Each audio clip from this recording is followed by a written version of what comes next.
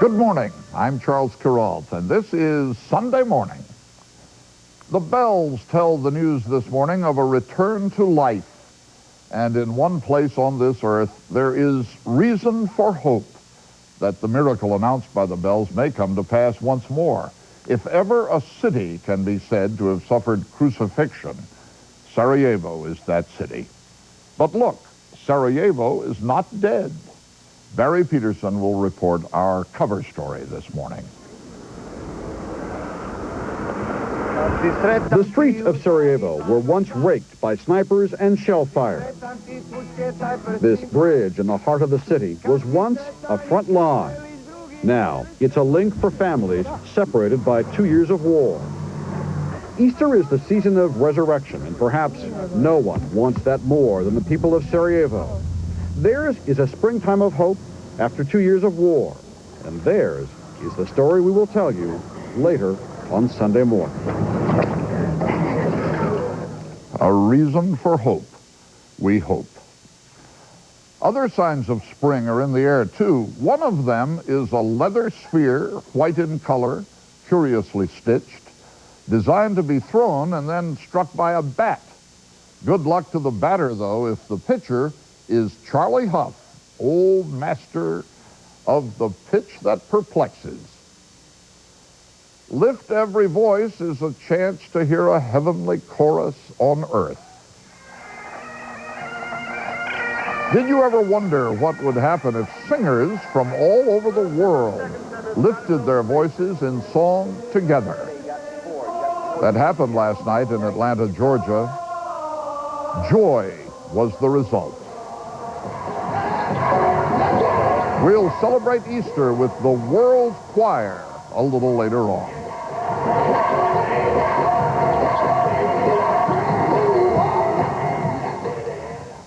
Bill Geist will be along with an appreciation of fiendish fun, the cartoons of Charles Adams.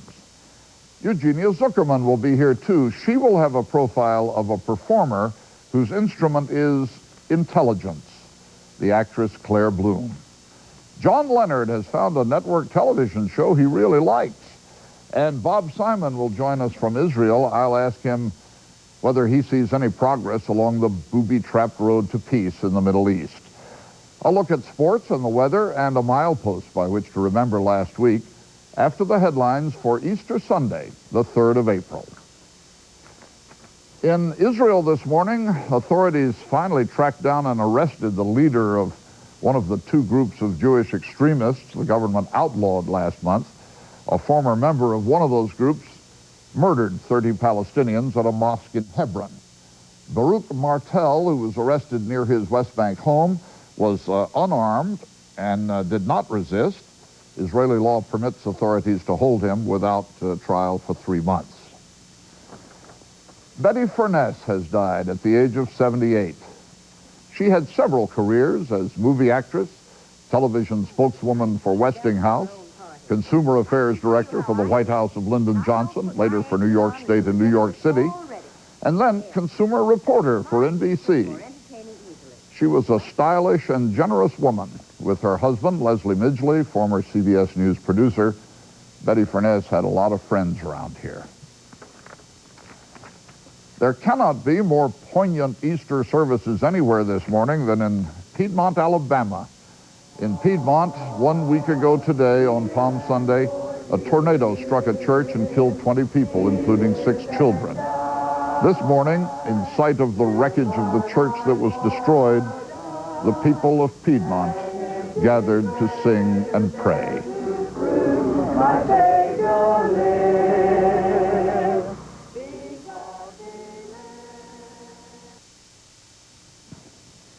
Maybe it helps to have the President of the United States in the stands cheering for you. It also helps to have a great player like Corliss Williamson picking off passes and scoring 29 points. Whatever it was, Arkansas won its first trip to the championship game of college basketball yesterday with a stirring win over Arizona, 91-82. The difference. Nolan Richardson will play for the championship Monday night. Duke, on the other hand, has been in the championship game 3 times in the last 4 years. Make that 4 times in the last 5 years. Duke came from behind to beat Florida 70-65. So the college basketball season comes down to 2 teams, Duke and Arkansas, in the championship game on Monday night. The Clark 3. North Carolina and Louisiana Tech will play for the women's championship today on CBS. It was a nippy Easter sunrise around the Great Lakes, and we don't expect the temperature to rise out of the 40s there today, from Milwaukee to Detroit to Buffalo. It's going to be a cool Sunday pretty nearly everywhere except the South and the Southwest. Easter rain bonnets will be in fashion from the Gulf Coast right up the spine of the Appalachian Mountain Range and on into New England. Sunny on the southeastern coast and in most of the middle of the country today. It'll feel like the return of winter in the northern Rockies. California will be dry, but very windy. Tomorrow, the eastern rainstorm will be blowing out to sea, though it may be late afternoon tomorrow before people on the New England coast see blue skies. The northern Rockies and the upper Great Lakes may have an April snowfall tomorrow. Rain showers will fall from Utah across to Iowa. Sunny and breezy on the west coast tomorrow. William Natcher died last week at the age of 84. It may be that you don't know who William Natcher was. You should. He was, by an actual measurement, the most faithful public servant this country's ever had. It is recorded here in the Guinness Book of Records that William Natcher, Congressman of Kentucky from 1954 on, never once failed to be present when a vote was called for in the House of Representatives. For 40 years, William Natcher represented the people of the 2nd District of Kentucky by consecutively casting on their behalf 18,401 votes, more by far than anyone ever had before him, and more surely than anyone else ever will cast. This book is full of stunts, of course, but the record of William Natcher was no stunt. It was the result of an unshakable, lifelong dedication to the plainest principle of democracy. However mundane the matter, it has to be voted on, or the people have had no voice. In 20 elections, William Natcher never made a political commercial. He never accepted a campaign contribution from anybody. He paid his own expenses out of his own pocket. William Natcher cast his last vote early in March, number 18,401, from a hospital bed that had been wheeled into the House of Representatives. A lot of us would like to be able to say at the end of the day that we did as much as we could. I think if ever I'm tempted to say that, I'll remember William Natcher first, and then make some other claim instead.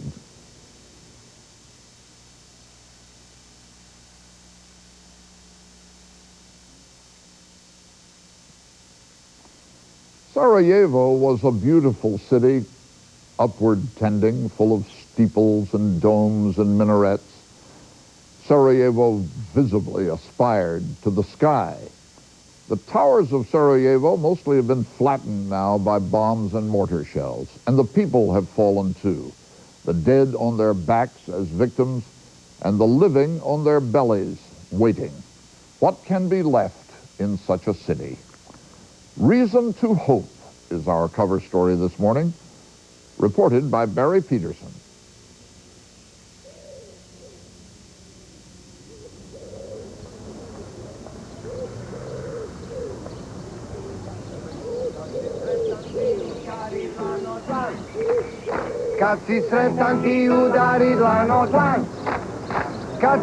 It is springtime in Sarajevo after 2 years of war. The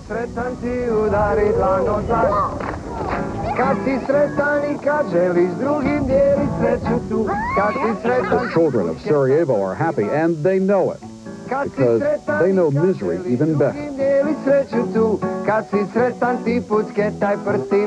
I know so many children that never left, not only their flats, but their shelters. I mean, the basements, the cellars. Now everybody's out.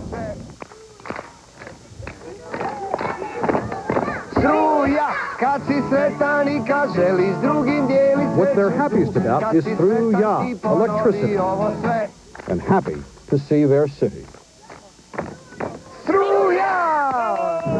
They have never seen a tram. When they see a tram, oh, Mommy, what is this? Mommy say, it's a tram, baby. It's so sorry. They still run in Sarajevo, but not from bullets or shells. Electricity is back on. Most people have water. Mail delivery has started again. The old Muslim hilltop cemetery is no longer a sniper's killing field. Healing the wounds of war begins at a downtown bridge with an unlikely name, Brotherhood and Unity. A fragile agreement between Serbs and Bosnians allows a lucky few to cross each day. Ismeta Palija was separated from her family 2 years ago when the front line sliced through the city block by block, dividing it like some sort of Berlin Wall.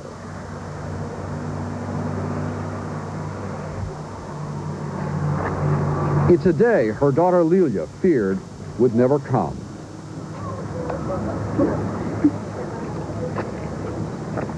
There's a surprise for her. Grandson Dima has let his hair grow.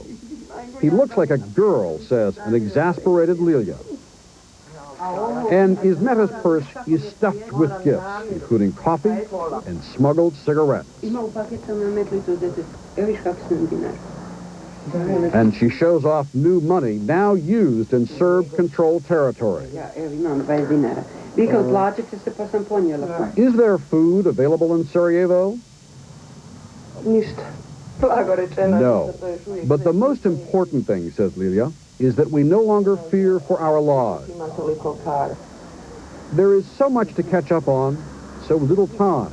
The authorities demand that Ismeta return across the bridge by 2 p.m. back to Serb-controlled Sarajevo. Mother and daughter promise to raise the blinds each day if all is well. They can see each other's apartment across the front line. They do not know when they will see each other again. Everyone in this city knows about separation. Even 13-year-old Addis Pita, whose makeshift school is held in a basement. About 99% of my friends are on the Serbian side, and I didn't see them for almost 2 years.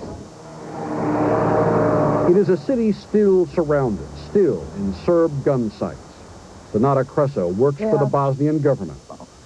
On that hill, they're on those hills all over there.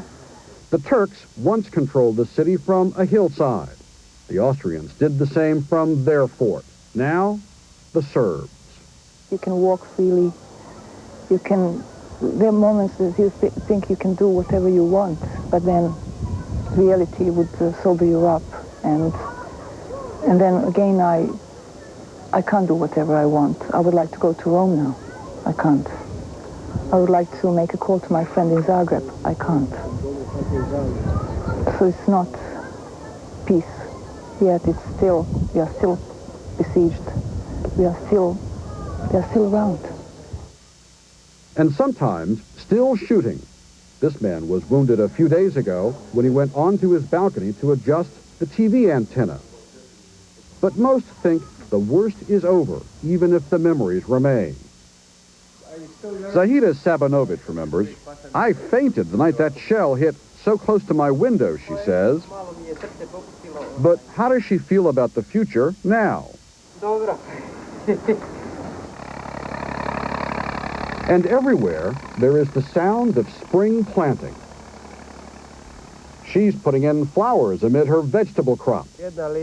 He's concentrating on things like parsley and onions. The gardens meant survival these past 2 years. Sarajevo survived because its people wanted to keep alive a multi-ethnic city where different religions, Muslims, Christians, Jews, prayed within blocks of each other.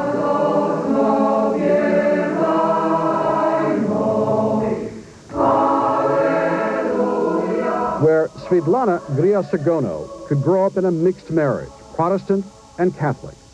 Her friends, Shida and Amra, are sisters who are Muslim. 38% of people in our town are from mixed marriage, as I know. The choir practices for Easter service.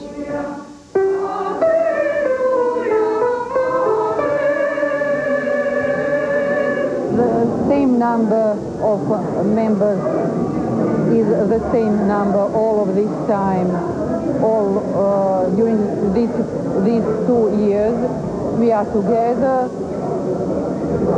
Maybe some people left choir, but nobody have died. I live here 30 years. I finished my school, music academy. I find my husband here, and I will stay here. I'm happy here.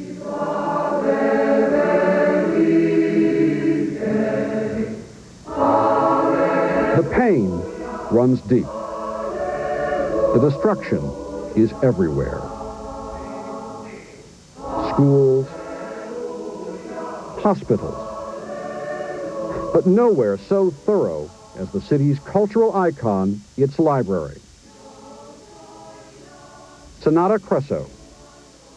I'll never forget that day. They never stopped shelling until, they were sure that it was completely destroyed. Set ablaze and destroyed. That's it. I mean, whatever is civilized, whatever is related to the culture, they hate. Sonata Cresso. She and the people of Sarajevo know this is the season of resurrection.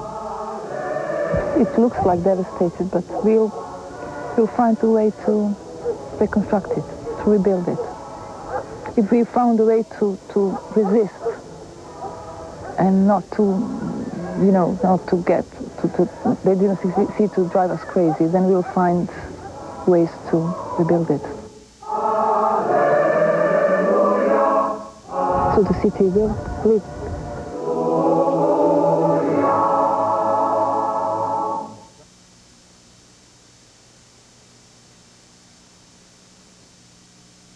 It's Sunday morning on CBS, and here again is Charles Kuralt. And it's time to hear from John Leonard. Good morning, John. Good morning, Charles.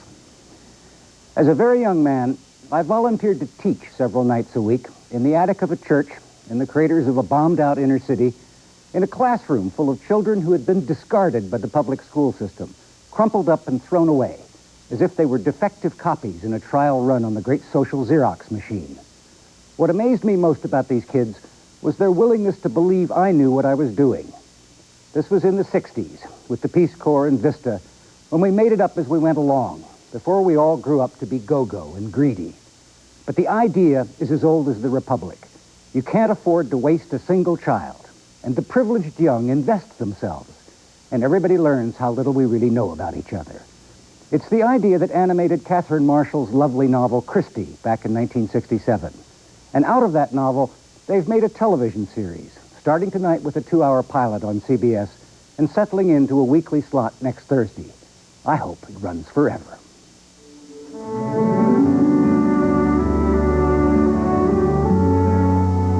Kelly Martin, who grew up as Becca in the series Life Goes On, is Christy, an idealistic 19-year-old who leaves genteel Asheville, North Carolina in 1912 to teach in a missionary school in the Appalachian Mountains.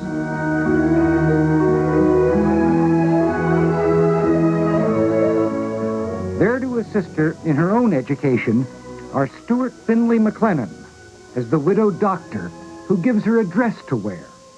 Thank you, it's perfect. Neither are you. And Randall Battenkoff as the handsome young minister who started the school. Has anybody ever told you that your hair smells like roses? And Tyne Daly Mr. Taylor? as a gun-toting Quaker It's surprise. common knowledge that I'm a better shot than you. Or your boys.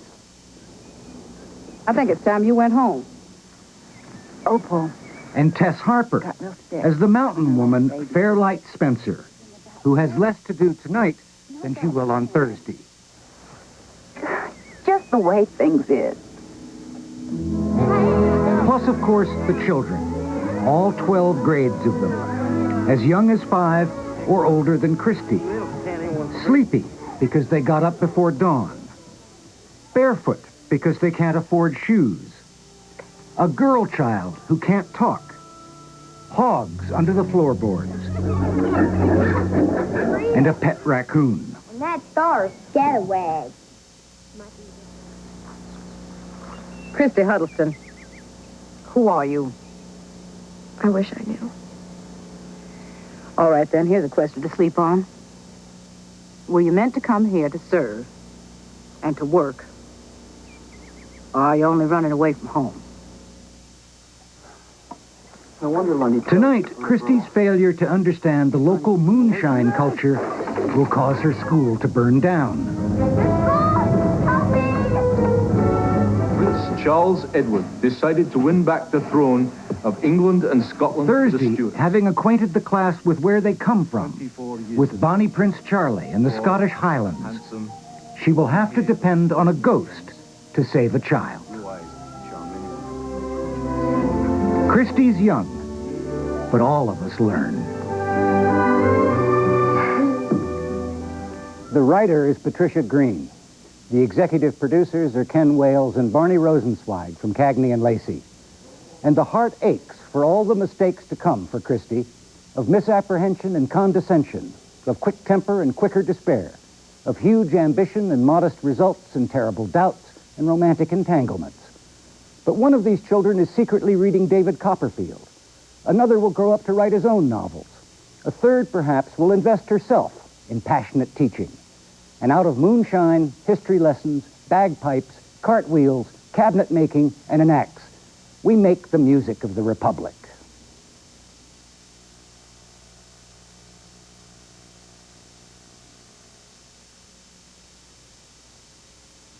The pitch that perplexes is our salute to the start of the baseball season this weekend. Here's a little quiz. Which active Major League pitcher has won the most games? Jack Morris, Dwight Gooden, or Roger Clemens? Which player put in the most years in the big leagues? Lou Gehrig, Cal Ripken, or Pete Rose? The answer to each of the above is none of the above. The answer to both questions is Charlie Huff.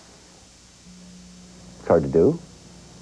Not too many people in the world know how to teach it. Who can tell you how to throw a knuckleball, what it feels like to throw a knuckleball? It darts and it dances, and nobody in the ballpark knows what it'll do on the way to the plate, including the guy who throws it. It is baseball's most tantalizing pitch, the knuckleball.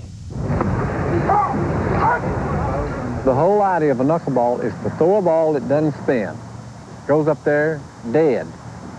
That's Hoyt Wilhelm, the dean of the knuckleball pitchers, the first of that small band of practitioners to make it to baseball's Hall of Fame. And this is one of his proteges, Charles Oliver Huff of the Florida Marlins.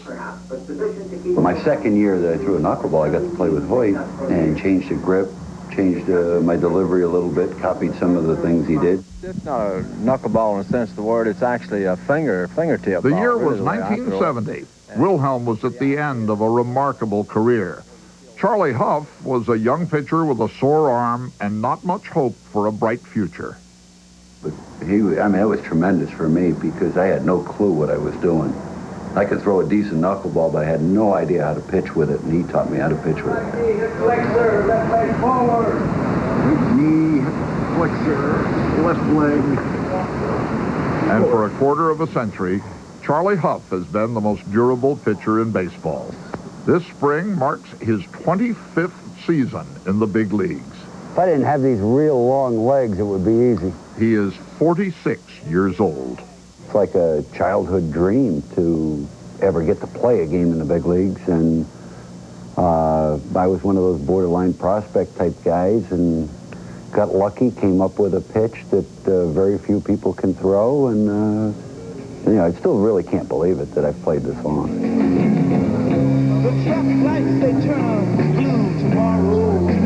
Take a look around the Florida clubhouse to see how long it's been.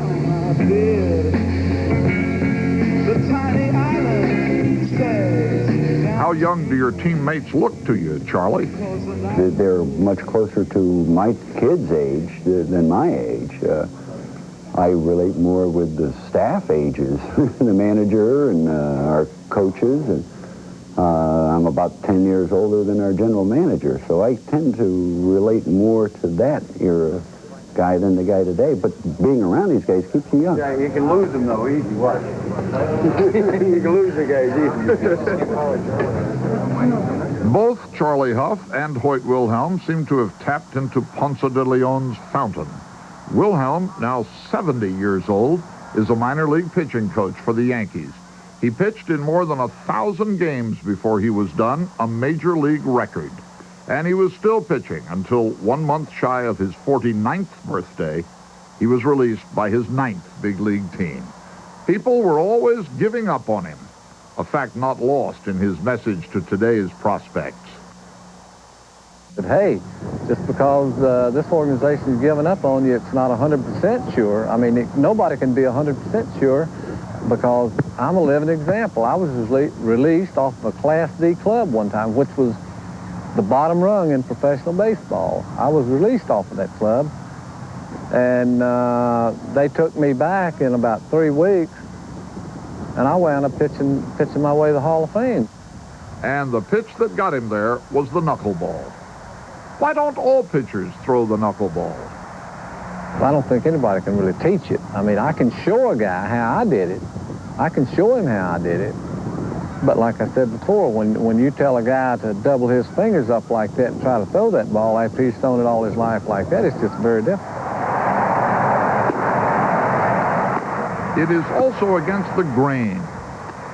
Baseball scouts are looking for the young pitcher with a 90-mile-an-hour fastball, not a 60-mile-an-hour tantalizer.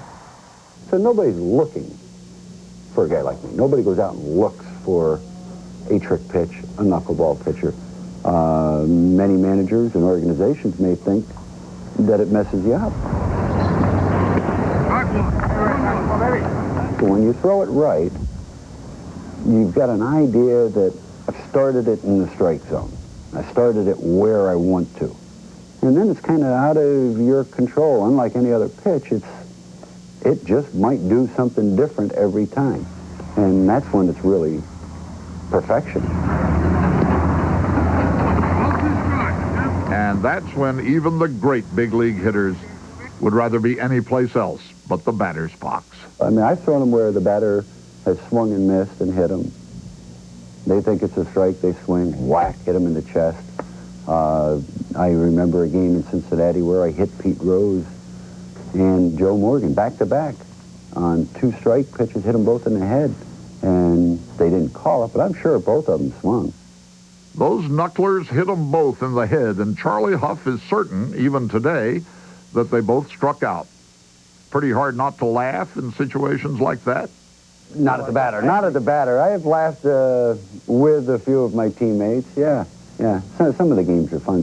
Playing a baseball game is pretty serious stuff, but there are times when plays happen that are just too much. I mean, you've just got to go ahead and laugh a little bit.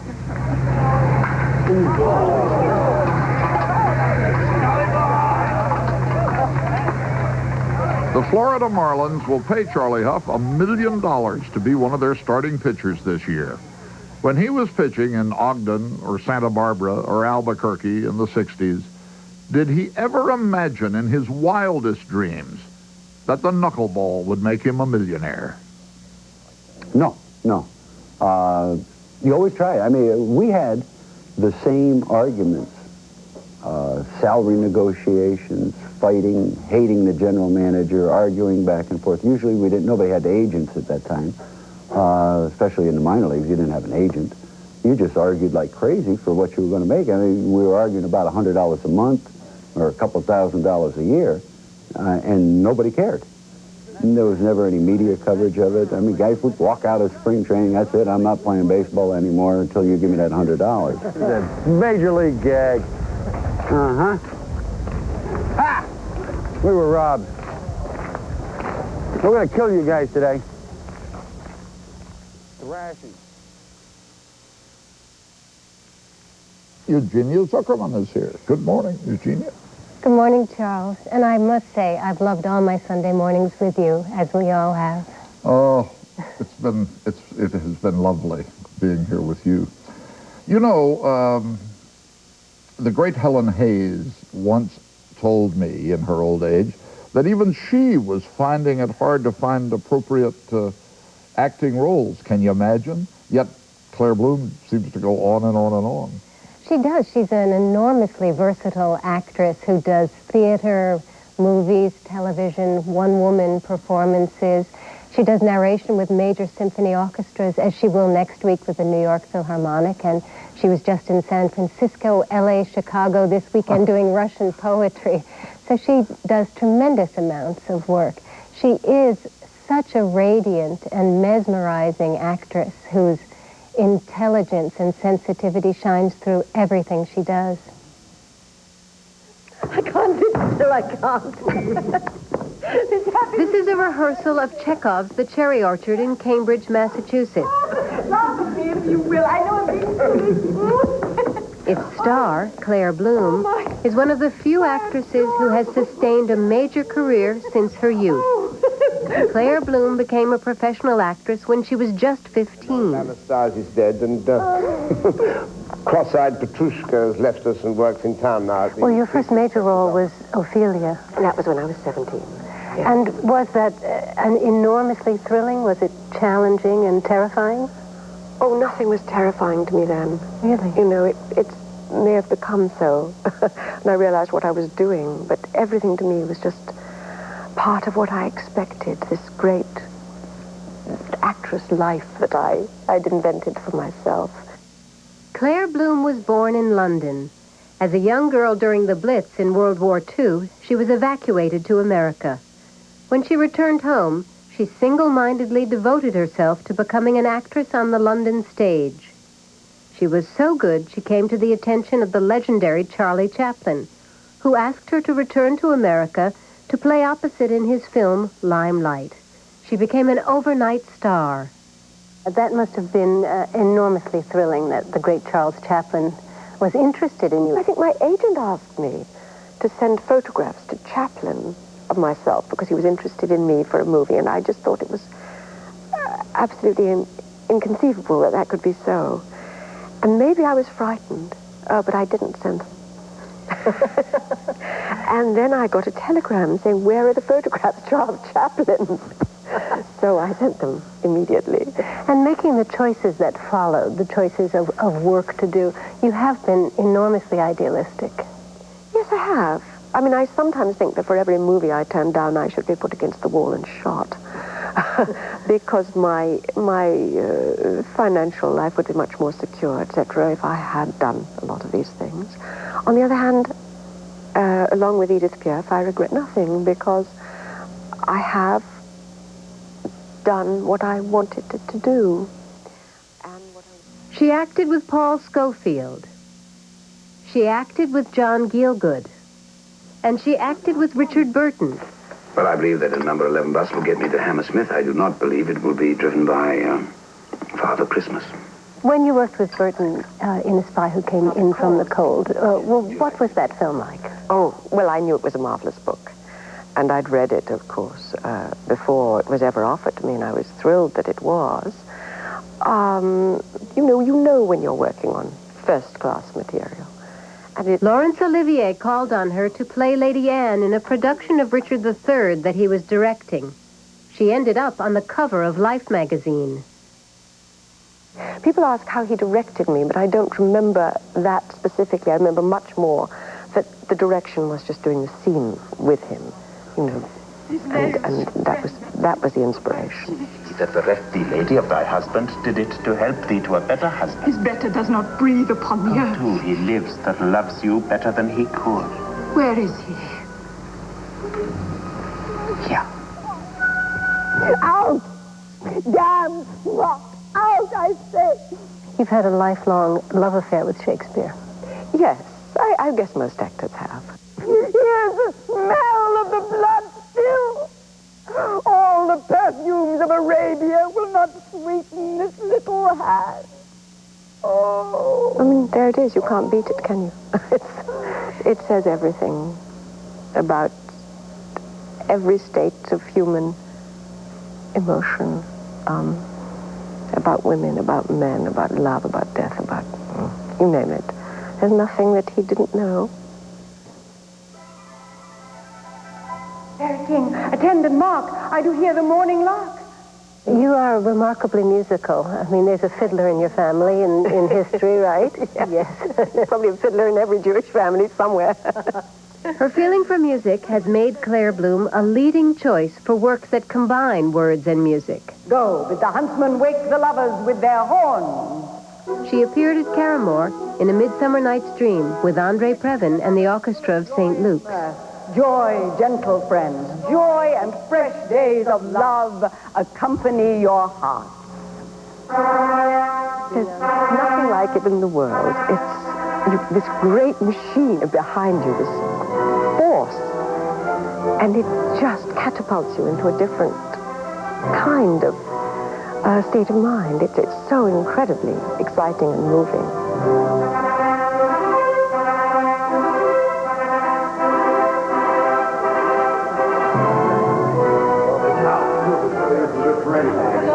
And you'll have to cut down the cherry orchard. Cut down the cherry orchard. Anton Chekhov knew something about the human condition, too. His play, The Cherry Orchard, is one of Bloom's favorites. Once be generous. Show a little pity for me. And this recent production in Cambridge at the prestigious American Repertory Theater was a favorite of the critics. And my grandfather, too. When you are playing a role like Luba, am I pronouncing it right? Yes, Luba. Luba. Means love, I believe. Luba. Well, when you've played her before, and yet, how do you then reapproach a play in order to keep it fresh? I saw her then as a much more frivolous woman than I do now. Funnier, perhaps.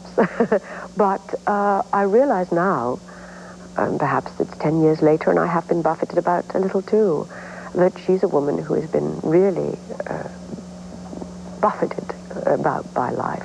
She's a woman who's been down into the depths and comes up again. You look radiant, my darling. Your eyes are sparkling like diamonds. Are you happy? Very happy? Very, What would you say is the best thing about being an actress? Well, the best is also the worst, and that's the uncertainty. But I'm a gambler's daughter, and I think the throw of the dice is always, even at my age and perhaps older, terrifically exciting. When I make curtsy, bid me farewell.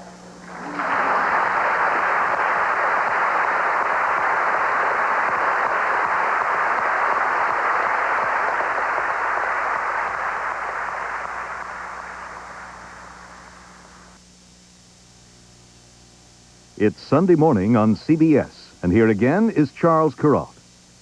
Bob Simon has spent about half his life as an observer along the rocky road to Middle Eastern peace. He joins us from Tel Aviv. Good morning, Bob. Good morning, Charles. Well, how do things stand? What's going to happen this week? Charles, we have a very busy post-Easter week in the Middle East, and much of it looks very promising. Within a week or so, foreign observers from Norway and Denmark and Italy will be arriving in Hebron. This was a demand of the PLO in their talks with the Israelis to give the people of Hebron some sense of protection. They'll be carrying pistols. Perhaps even more important, Palestinian police will be deployed for the very first time in Gaza and in Jericho. They will be carrying rifles and pistols. It's interesting that the march towards peace here is marked by men carrying weapons. There will also be a return of deportees, people that the Israelis deported some time ago. They'll be returning to the occupied territories. This has been a long-standing demand of the Palestinians. And the peace talks, to use that time-honored phrase, are back on track. It looks like both the Israelis and the Palestinians are very eager to conclude those talks as quickly as possible now, knowing what happened a month ago, the massacre in Hebron, something like that could happen again. They want to get the deal quickly before it has a chance of happening again. One of the Israelis involved in the talks said to me yesterday, there is definitely now light at the end of the tunnel. Of course, it could just be a train coming in the opposite direction. Like everything else here, the perils are enormous. The several hundred Israeli settlers are still living in the middle of Hebron, a continuously ticking time bomb, and all sorts of things could go wrong, but at least there is activity. Well, is part of the activity, in view of the tenuousness you've just described, a continuation of Israeli withdrawal from Gaza, Jericho? Gaza, Charles, I was in Gaza a couple of days ago, and even though the deal has not yet been struck, the withdrawal is proceeding. The Israelis are taking out a lot of the equipment that they have ruled Gaza with for the last 27 years. It's going out in convoys day after day. The Israelis are decreasing their forces there. The minute that an agreement is signed, the Israelis can be out within a couple of days. Of course, when that happens, this is the big question. Gaza could very easily and very quickly descend into chaos. When the PLO officially takes control of Gaza, Mr. Arafat will be presented with a choice between a rock and a hard place. Either he will go in softly, in which case a generation which has known no law other than Israeli soldiers, a generation which has sunk into utter chaos and anarchy, will continue to be such. If he comes in with a very iron fist, of course, he'll be accused of just replacing the Israelis as an occupying force. Gaza could become a very, very bloody and dangerous place. And when we talk about the peace process, I think it's something of a misnomer. What's happening actually is nothing short of a revolution, of a total rearranging of the pieces that make up the Middle East. They're all being thrown up in the air now. Nobody knows where they will land. It could be dangerous, but they had to move in the long run. If Gaza does descend into anarchy, I suppose there'll be no shortage of Israelis to say, I told you so. Not only will they be saying, I told you so, Charles, but even worse, the right wing is sitting there ready to say, the minute things go a little bit not exactly according to plan in Gaza, you see what happened in Gaza? We cannot withdraw from the West Bank because then the West Bank turns into another case of civil war where there are so many hundreds and thousands of Israeli settlers. The right wing is posed for that, but with all these problems, with all the difficulties ahead, I think everyone is bearing in mind, at least the government is bearing in mind, a central lesson which you don't hear about every day. And the lesson is that the occupation has proved totally unworkable, that the Israelis really, in fact, have no option. An occupation of another people, subjugation of another people in the latter half of the 20th century is just not acceptable. It hasn't worked for the Israelis. It hasn't worked for their place in the Middle East or in the wider world. You mentioned the Hebron massacre. It's been about a month now. When that happened, I thought, well, there goes this whole process. But it hasn't worked quite that way, has it? No. Diplomatically, one could say that it's back on track, even though I think a more fitting analogy to a train would be a boat that is packed with too many people who hate each other and who are under the control of a captain who's not quite sure that his compass is reading quite correctly, and all they can do is try to stay afloat. But it's floating right now. The longer-term effect of the massacre was, in fact, just the opposite of what Dr. Baruch Goldstein may have intended. It has discredited the right wing of the settler movement. They have been totally abandoned and discredited in the wider Israeli body politic, and it is difficult to see how they will set the agenda for Israeli policy as they have in the past. Bob Simon explaining well, as usual, the complicated matters of that part of the world. Thank you for joining us, Bob. Charles, I'll miss you. Thank you. I'll miss you too, old friend.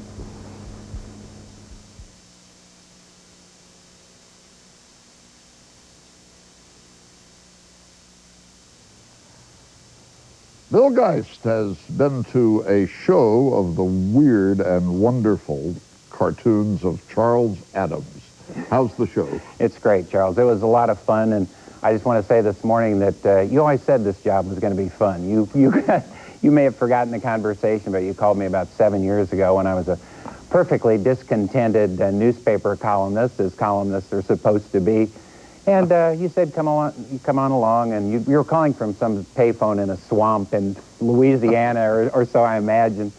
And you said, come along, it'll be easy, and thanks to you, it has been easy. You've kind of elevated everything we've done here on the show, and you said it would be fun. That was the grabber right there. You didn't say that we'd have the best retirement package in the industry or anything like that. You said it would be fun, and it's been fun, and I just wanted to thank you this morning, and thanks for the great adventure and the wonderful ride. On to the next stop.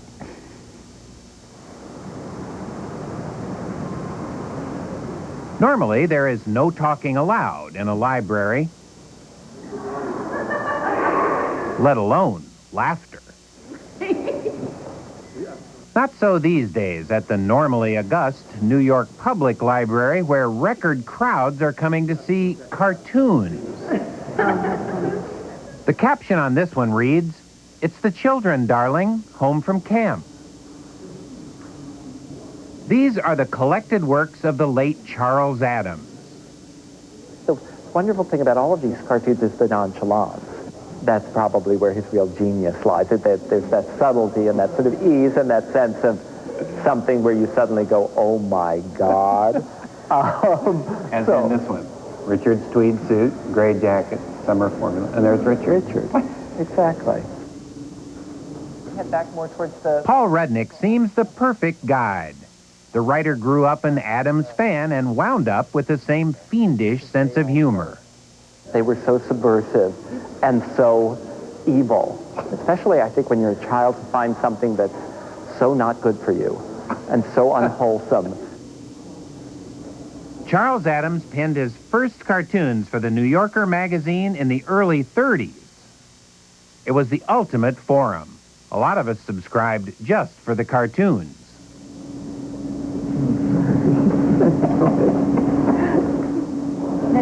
That is really funny. Any of the cartoons that revolve around children I found particularly delightful because they didn't have that cutesy pink and blue Peter Rabbit attitude towards Charles. I think he saw them as supreme beings, as far more intelligent than most adults because they weren't hampered by ethics or manners. It was more, no, childhood was a time for murder without conscience. Adams turned things topsy-turvy, humanizing animals. The caption here reads, "For goodness sake, stop that chattering and let your father think," or animalizing humans, rendering them Lilliputian or monstrously large. The caption here, "Better let them play through, Hartley." He altered them any way he saw fit. Charles Adams also had a great sort of reverence for anyone with more than the normal number of limbs. What sort of a man was Charles Adams? Well, we know one of his favorite boyhood activities was tormenting his grandmother. We know he liked cemeteries. He was married in a pet cemetery, and we know he liked parties. He held a big one right here at this library for 250 of his closest friends who danced to a Dixieland band after he died. Charles Adams was born in 1912 and immediately transplanted to this funereal floral arrangement. He used to hang out here on rainy days. And he grew up in Westfield, New Jersey, where Apostle Ron McCloskey is a kind of unofficial Adams historian. In here? Yep. Go right ahead. Don't tell you, Charles Adams slept here? I don't think so. Okay. But as a boy, he did draw this skeleton, or so Ron said. It's done in chalk and in pencil. Wow. It's almost life-size. I think it's over 4 foot tall. Adams walked to school past houses like this one, which Ron says influenced his work. This was one of the places where Charles Adams used to come to a lot when he was a little boy. He was a little ghoulish. Oh, sure, definitely. No, he was not your ordinary boy. think he was a product of a very suburban era where he saw the dark corners in the GE home of tomorrow. You know? So husbands and wives were a great theme. Well, I like this one. Oh, yeah. Well, I think Charles Adams saw murder as the natural outcome of any suburban marriage. This caption reads, "Wallace, isn't that already too deep for Glads?" Adams actually did have his wistful moments. Occasionally, he was almost sentimental. Charles Adams was not in no way opposed to love and romance. He just enjoyed it when it happened to extremely unlikely people. As a grown-up, Adams was known to friends as a jovial man. But then... I know that he did also collect medieval firearms, all of which were kept in working order. Yes. He's clearly a very, very happy man. You know, he's not some embittered recluse. No. He's just gleefully satanic. They're creepy and they're kooky. An Adams boom occurred in the 1960s with the arrival of the Adams Family TV series. I am Mrs. Adams. I love your dress. It's so tight. Thank you. Adams keeps coming back to haunt us, these days at the movies. Paul Rudnick wrote the screenplay for the current one, Adams Family Values. Isn't he a lady killer? Acquitted. Fresh air. It was wonderful to write something where you didn't have to tack a moral onto the end. You didn't have to say, you know, and when you cheat, you're only cheating yourself, Billy. Rudnick says Adams is needed now more than ever. Oh, he's the godfather of all political incorrectness. They are bad taste incarnate, and therefore to be treasured. Awash in saccharine greeting cards, designer jelly beans, and balloon delivery services, those industries of enforced cheer, it becomes necessary, every so often, to pour a little boiling oil on the carolers.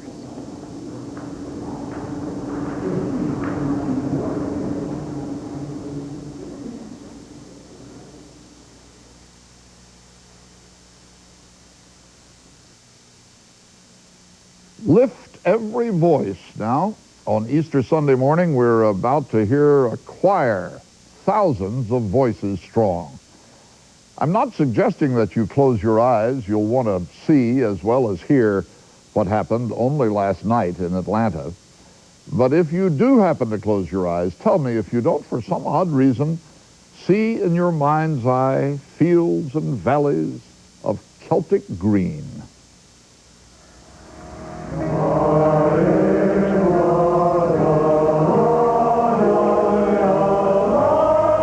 Wales is a land of sweet beauty and sweet voices, of mountains and valleys and villages nestled along the rivers Severn and Wye and Dee. It's a land of poetry and of song, and so it's fitting that Wales was the birthplace of a wild, poetic idea. The idea was to gather choirs from all over the world to raise their voices together at Atlanta's Georgia Dome.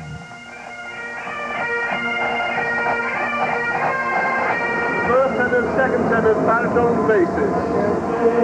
Okay, you got four. You got the four you need, Jack. Now you need to get that one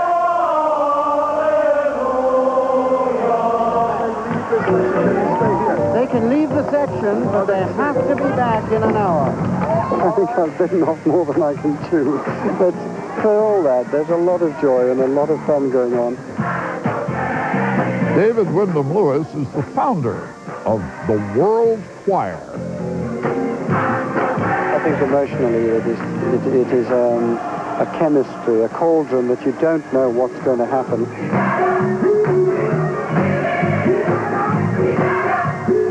Probably make the hairs in your back and neck stand up, you know? You probably see a few tears in a few eyes.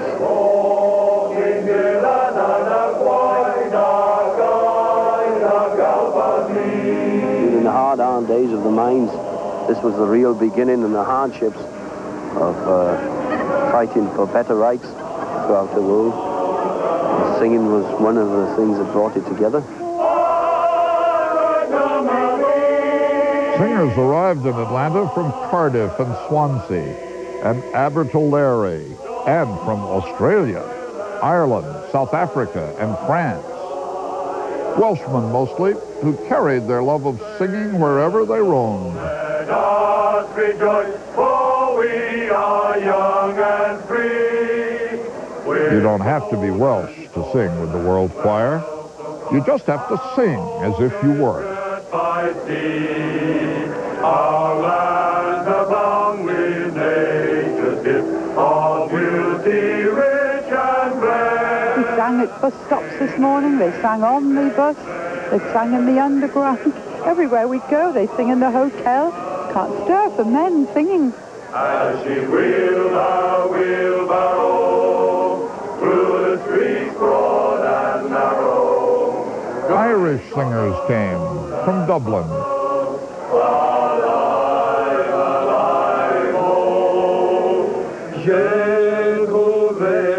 And French singers from Brittany.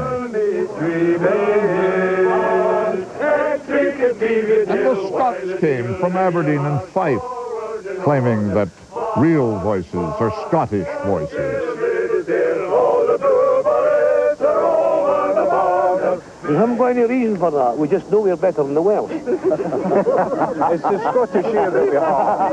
It's the Scottish air that we have. And the whiskey, of course. Oh, yes. That helps us to sing. I'm afraid they got it all wrong. The Welsh are the singers. Everybody knows that.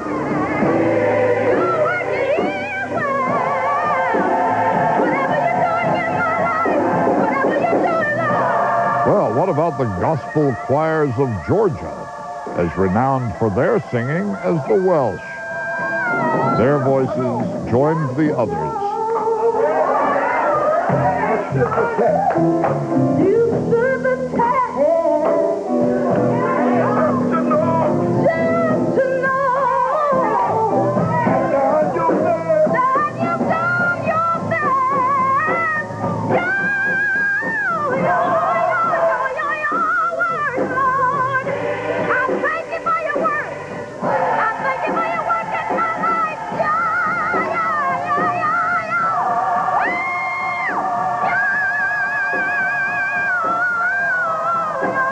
I hope it be like a new heaven on earth. Just a taste of heaven coming on Saturday night.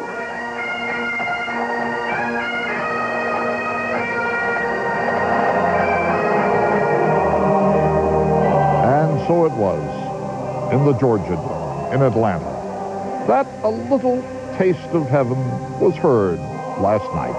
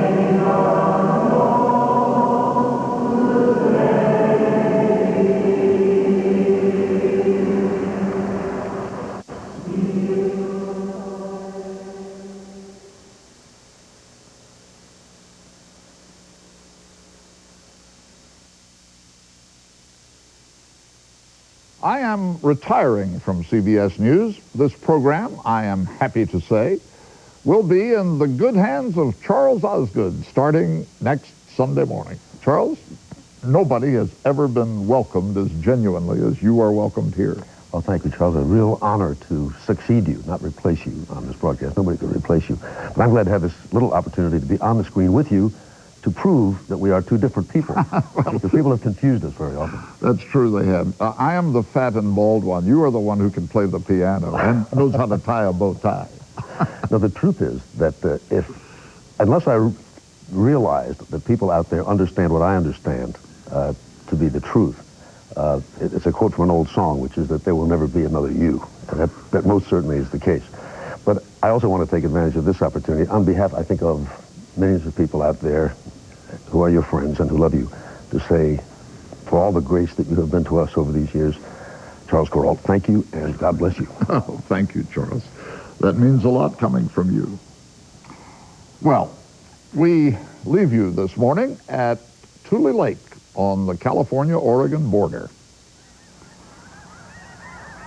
Every dawn of every spring, the sky above Tule Lake is made joyous by the sight of snow geese flying north. My heart knows where the wild goose goes.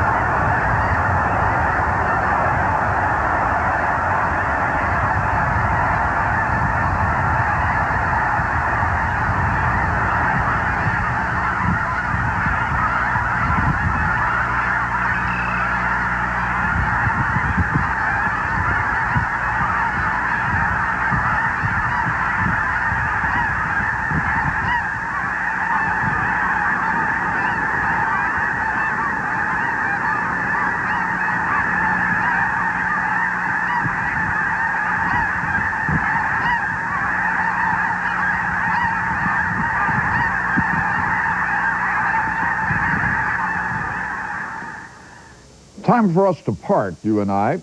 Saying goodbye to the viewers of Sunday Morning is like saying goodbye to old friends. That's the way I feel. Thank you for making me feel that way. I aim to do some traveling and reading and writing, and to watch this program the civilized way for a change, in my bathrobe while having breakfast. Charles Osgood appreciates poems and often commits poetry himself. There is a rhyme by Clarence Day which says what I want to say. Farewell, my friends, farewell and hail. I'm off to seek the Holy Grail. I cannot tell you why. Remember, please, when I am gone, 'twas aspiration led me on. Tiddly, widdly, toodaloo, all I want is to stay with you. But here I go. Goodbye.